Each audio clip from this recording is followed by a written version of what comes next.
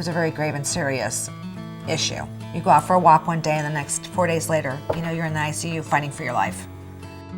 Jennifer had a necrotizing soft tissue infection of her lower extremity, which essentially is a potentially life-threatening infection that can spread throughout her body quite quickly.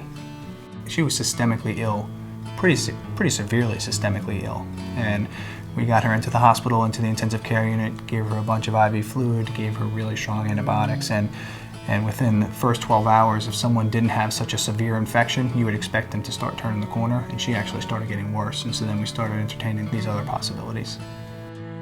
Dr. Milano to me was and is my angel. He was trained, thank God, somewhere within his medical training to look for necrotizing fasciitis. I've only seen a case this severe probably 1 or 2 times else in my career. I actually saw it while I was a resident at UNC, and so that was helpful in being able to recognize it and take care of it appropriately. I can't tell you how much respect I have for him and how thankful I am for helping save my life and the way that he helped my husband through this traumatic experience. Trying to deliver this news to this poor man, his life just got turned upside down in a matter of minutes. He thought he was coming to the hospital for a small bug bite or something like that. And his wife ends up in the intensive care unit, and me meeting him and literally a half hour later saying, well, I might have to take your wife's leg off, or she might not make it through this. And so we had long talks. I was not going to give up.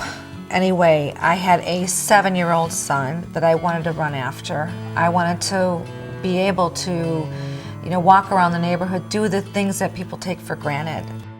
Throughout the whole process, I wasn't able to talk to her, but I was talking to her husband at length, and I told him that certainly at any point, if she turns for the worse and we're unable to get this infection under control, she may lose her limb. We were very fortunate in that we were able to get ahead of it and take as much soft tissue as we needed to, but not her entire limb. And so we were able to save her leg, and actually most of the soft tissue on her upper leg was able to be saved.